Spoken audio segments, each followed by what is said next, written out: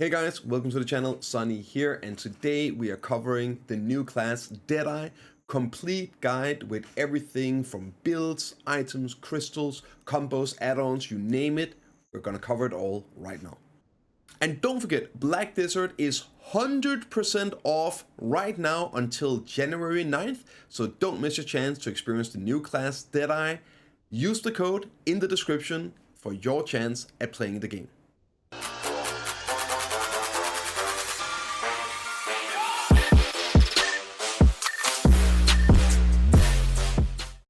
First things first, what is this class? The strength and weaknesses of the class, all of that. It's a glass cannon DR class. The DR term is a bit misused nowadays. All classes more or less are DR, so it's more interesting if you're an invasion class, or if DR class, you're probably a more tanky class like Valkyrie or Zerger or Warrior. But this here is a class you will be building DR build on, blue gloves and boots, but in reality you're full on glass cannon. It's currently extremely good in PvE, definitely turning into the new meta for in-game PvE grinding, and I'm also going to cover mid-tier. It's really insane for that as well. So this here is a class that's completely top tier in PvE already, and remember, it just came out, it is missing abilities. We still don't have the Magnet skill or the 3 Rabam abilities, or 6, well, 3 choices, right? So it's an incomplete class still. We'll probably see a bit more changes over time. It's gotten a few bug fixes already, but it's top tier. So if you're thinking about trying out this class, definitely give it a go. For PvP, it's a large-scale PvP damage class. It's very squishy. It's vulnerable to grabs and damage trading. So this is a class where you're probably gonna have to play it towards a large-scale PvP focus. Of course, you can make it work in smaller scale PvP situations with right positioning, etc, etc. And the kit actually has a lot of mid-range melee abilities, so I'm sure the playstyle of this for PvP purpose will evolve over time. Let's take a look at the skills of the class. As mentioned just earlier, there are currently no Rabam skills to choose from. Once we get them, I'll make sure to pin a comment telling you which one I would recommend to use. But for now, they're not there. Second up is one of the core mechanics of the class, the Marni shots. You have regular ammo and Marni rounds. Currently, the Marni rounds aren't too useful. Basically, Marni rounds penetrate in shots, but you still have your 10 hit cap on your bullets and hitting on abilities. So they do less damage per shot, but they penetrate. However, you're still capped at 10 targets. So there are some situational uses for the Marni realm. For example, if you're early game and you're grinding places where you're going to be one-shotting mob, for example, polyforce, etc, etc, absolutely crazy good for that. But for the most part, you aren't going to be using the regular rounds. A quick note about this is also some of the shotgun shells, for example.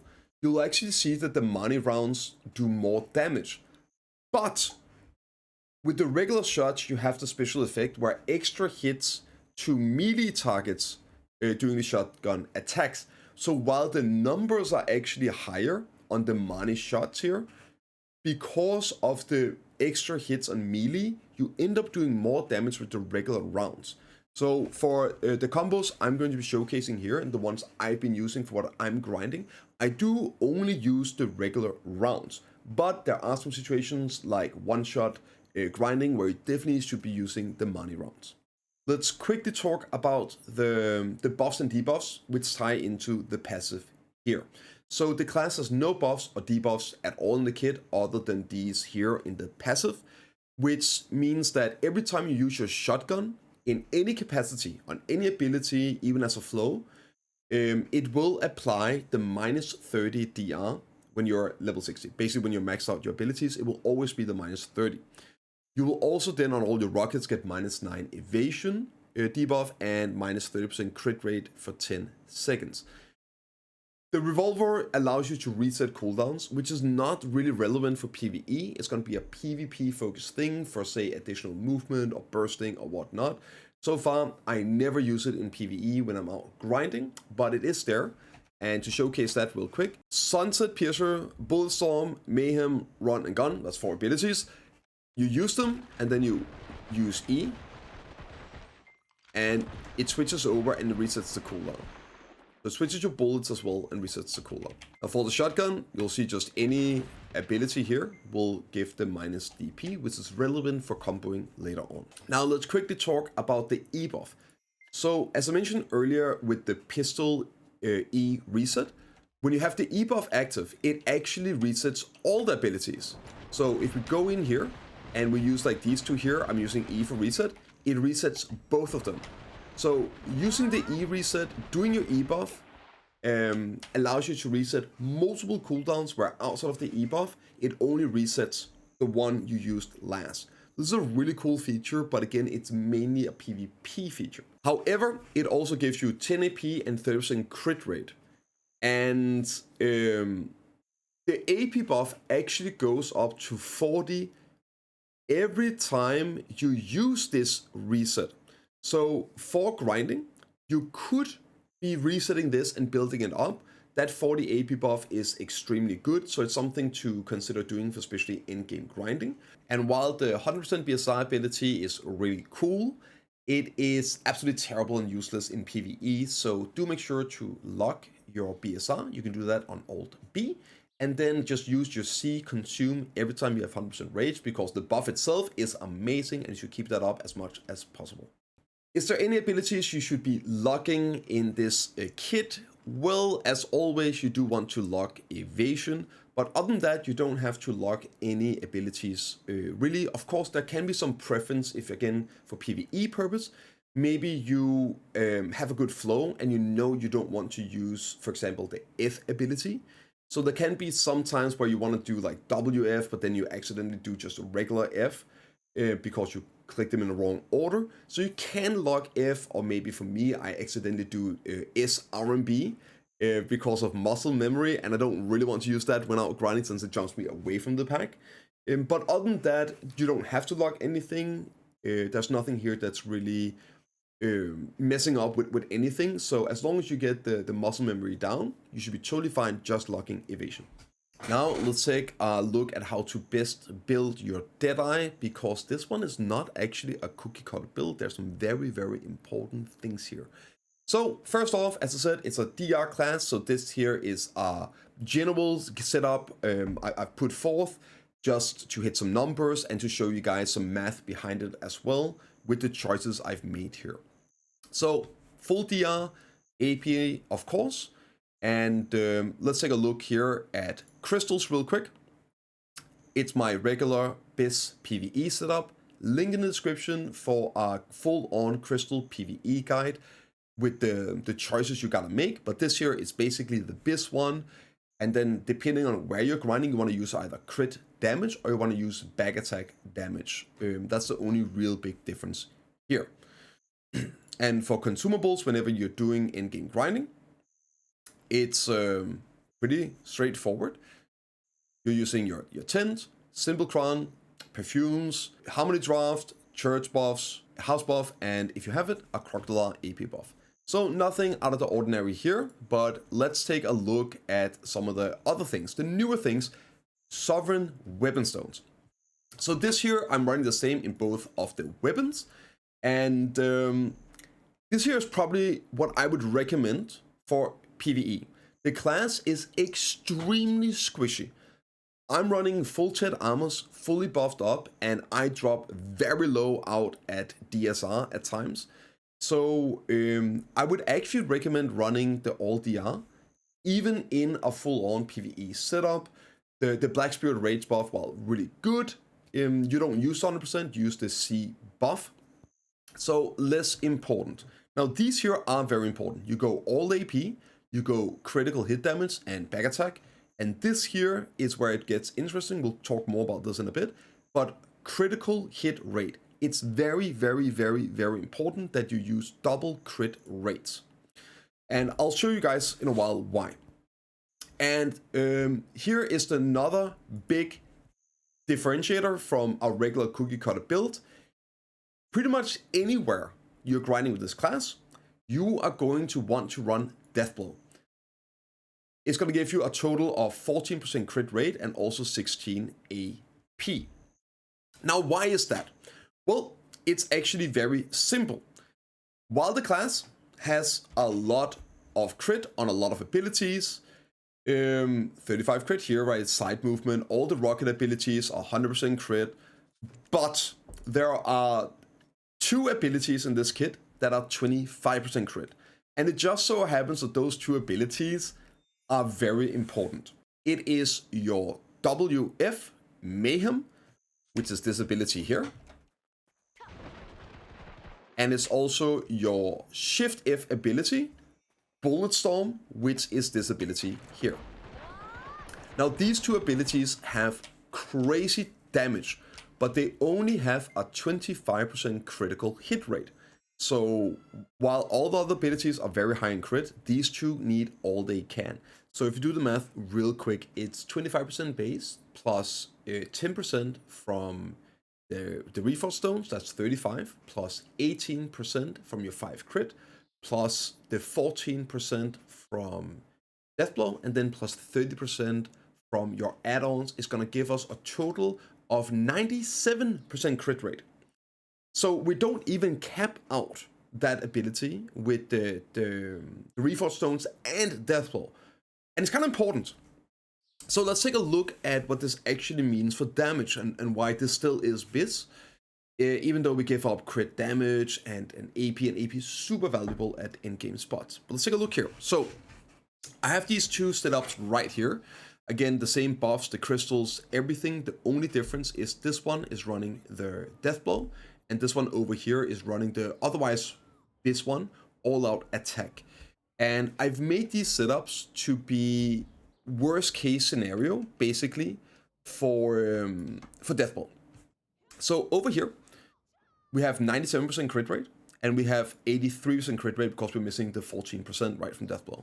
And I put in 50% back attack. It doesn't really matter for this. It could be any number. It's basically the same difference. So I tried to make the setup. I added some AP and everything just to show a worst case scenario for Deathblow and how it's still actually better in the worst case scenario. So for here, just for comparison, I made like these builds. I've added some AP here to reach the soft cap for DSR. This is like the premium in-game spot right now. So you have here, the DSR has an 1150 soft cap, and we just reached it here with Deathblow. So we get maximum value out of the AP, whereas over here, well, then we obviously don't. And of course, even I can move these, it's going to be similar, right? So we can scroll down and we can see the difference. First off, you see everywhere it's better. Go down to Darkseeker's Retreat. It's a 5% difference. So even though this is one of the worst case scenarios, you're still winning out with 5% damage increase on these specific abilities. There are a few others that do benefit from it as well, but they constitute a huge part of your damage. So even here, worst case scenario, it's better. And you might be like, well, what about even more in-game? I guess I can show real quick here as well with these stats with no additional AP, just this. We go down to Darkseekers, it's 3.5, right? So it actually gets even better the more AP you have. So also we can go in and we can look at this here. What if you are over the AP cap for a place like Darkseekers and we're using Demi-Human? So again, we want to go in here and we're looking for making sure that we have 1150. So we're going to add 125 AP to each side. And we can scroll down. And even here, even though we are over the cap and we're using Demi-Human, it's still actually better using the critical hit rate. Crit rate is insanely important if you need it. And while it's annoying that this class has like 2 abilities, well, 2 and another one like half ability, that benefits from this, it's so good, you pretty much need to get it. I can highly recommend it. Capping out that crit goes super hard. So you need your Reforged Stones with crit rate, and you also do need Death below. So try and get those Blade Lightstones if you can. Now let's take a look at the movement, and as I know that there are people from console as well and other platform watching these guides, I'll try and just show all the abilities with the names and all that and do them one at a time, and then I'll go over some of the actual like combat movement, stuff to be aware of when you're grinding mainly, and the things that I use going pack to pack. So from the top we have Run and Gun, which is AD and LMB. It's super good, it deals decent damage. I use it for repositioning a bit as well. Then you have one of my favorite abilities, Mayhem, which is WF. Super armor, like all the movement abilities are protected, by the way. I don't think there's a single movement ability that's unprotected in the entire kit. Next up, we have Max Pain, which is directional keys, except forward, with the RMB. This is also a PvE iframe. You have WRMB, which is your, at least my go-to pack-to-pack movement ability. WRMB jumps really far, good distance and good damage, and also it ends on a shotgun shot, which will apply the minus 30 DP. So great initiator, and I use this all the time. Shift LMB, Doom and Gloom, which is my secondary pack-to-pack movement. You can do a quick release for it, get over here, or you can hold down LMB for a continuous ability shot here. So we'll do it. Hold down LMB for a big pistol shot. Down here we have your F ability, which is super armor. This is great for getting behind mobs. If you're standing and need to get some back attacks, you can just F. You go right behind. It's a short distance dash, but it ignores unit collision. Really good for repositioning when grinding. You also have your big long distance movement here, which is shift space. It's one where you jump up. If you RMB doing it, you can end it early. If you LMB doing it, you're gonna fire a rocket and jump backwards. So yeah, probably not the best idea if you're using this for PvE grinding, jumping pack to pack. So make sure you use RMB instead of LMB. Next up here, we have your directional key. This is the default dashing, all 4 directions. It's an iframe super armor, and it's also a PvE iframe, but it's on a 2-second cooldown, so you can't spam this, which is a bit unfortunate, but it's really good. Good distance as well on the forward dash. And as I said, it goes in all 4 directions. Shift and then directional keys. You can add an RMB to it for a shotgun shot here. And again, this can be great for PvE purpose if you need to then quickly just apply the DR shred. She also has 2 movement abilities in her Awakening kit. One of them is actually fine. I use this when I'm doing like paddocks grinding. It is Shift Q.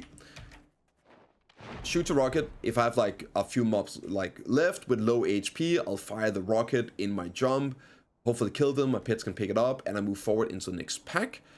And you also have a more PvP-oriented one, where you're jumping backwards. You can, of course, turn around and use it in PvE grinding if you want to, but it's SE. Super far jump, but it also gets you locked in the rocket at the end. So I've never used this in PvE, but it is there. For Shift Q, you can also click C or LMB while in the air, if you want to, and you can turn around a bit with it. But again, I won't use this personally when out grinding. So that is the movement, all in all. Now let's cover some of the PvE movement patterns that you'll probably want to be using. So you kill a pack, and you need to move to the next pack. And you will run into some issues depending on distance. But your cookie cutter pack-to-pack movement is going to be forward dash into forward RMB, or forward dash into shift LMB. Those are the 2 most used, because they also follow up with a shot, good damage, and I'll show you later with my add-ons. I do have add-ons on these because I do use them to proc the first add-ons, and I use them all the time in pack-to-pack movement. Even at these in-game grind spots, you can use them in your Infinite Combo. Now, if it turns out that you are a bit further away, you might want to start out with a shift space into a dash, or into then WRMB. Works perfectly fine as well. I will oftentimes finish a pack in lower end grinding with my WF into, like, again, dashing to WRMB. So those are my general go-to pack-to-pack movements. Now let's get to the meat of it, what I know a lot of you guys are here for. Let's cover the add-ons, why I have these add-ons on, and then into the 2 combos that I'm going to showcasing here today that I've been using and playing around with. One for earlier mid-tier grind spots, and then one for in-game Infinite Combo grind spots. So first off, these add-ons work for both of them. I'm using these for pretty much everything. As always, depending on what you need and where you're grinding, if you make changes to the combo, you need to change these as well accordingly. Also, if you're doing something like Tongue-Red Ruins, you do want to get down attack in there as well. And if you're earlier on and you don't have your Infinite Potion, maybe you want to add some lifesteal and or mana recovery into them as well if you're having issues with sustain. So let's take a look. These follow in the combos I'm using. So first off, we got Quick Draw. I added DP and movement speed to this one. It's a great ability. It chunks. Don't use 100% by the way, lock that. But the ability is super good, super fast, one of the highest DPS abilities. And it's a bit of a filler for me with this one. So it's a super squishy class. I add DP in there for DSR grinding. It's very beneficial if you're having problems staying alive. Add DP buff in your add-ons. It is really good. And then movement speed for faster pack-to-pack movement. But you could add some other stuff in here if you want to. Or this one is also an ability you could change to another one. This here is sort of my filler, where I put this stuff in. If you would rather have sustain or whatever, you want an ability with a lot of hits, you can put that one in here instead. So we have my 2 movement abilities by pack-to-pack. So that's my W, RMB, and then also my Doom and Gloom. WRMB and Shift LMB. I have the same add-ons in these 2 because I will alternate between them depending on if I'm grinding or where I'm grinding.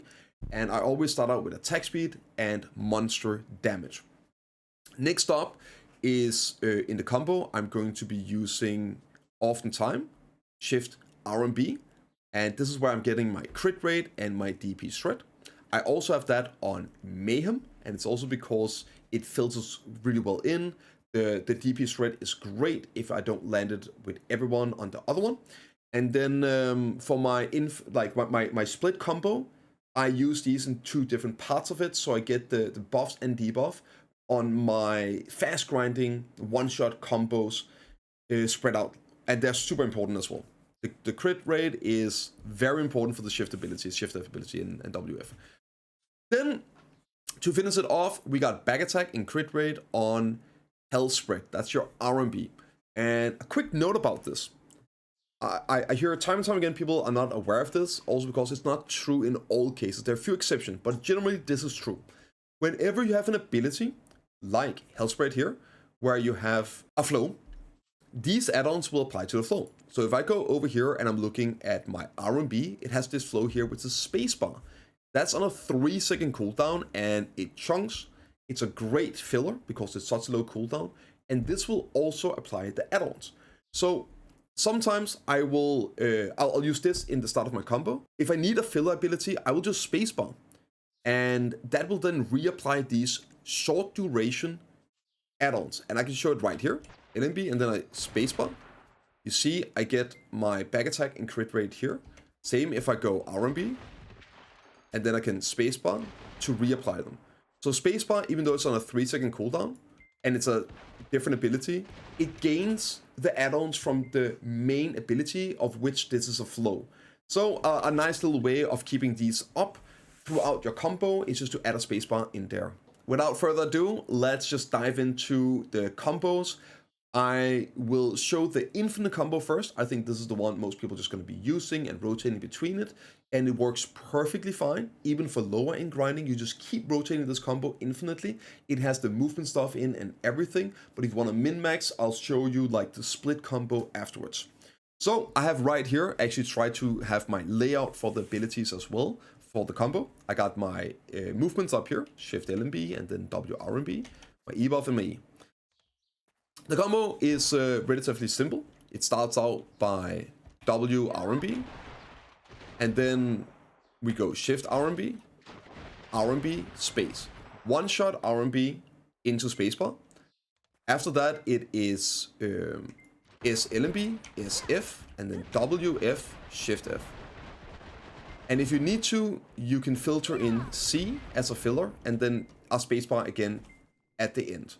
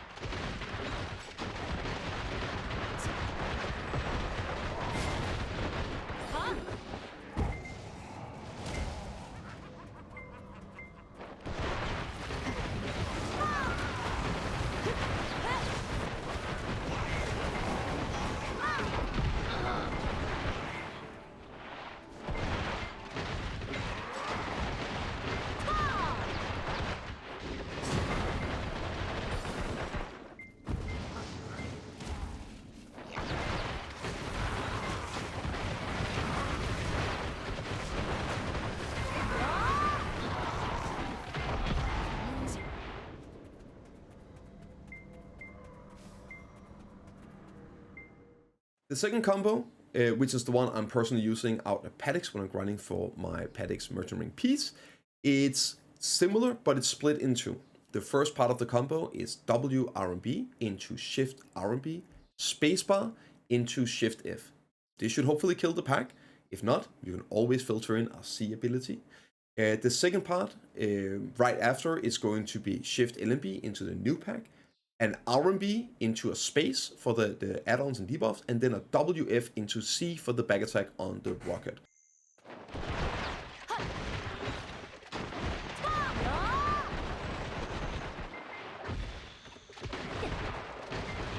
I'm the fastest gun around. I'll put you 6 feet under. Ha! Yeah!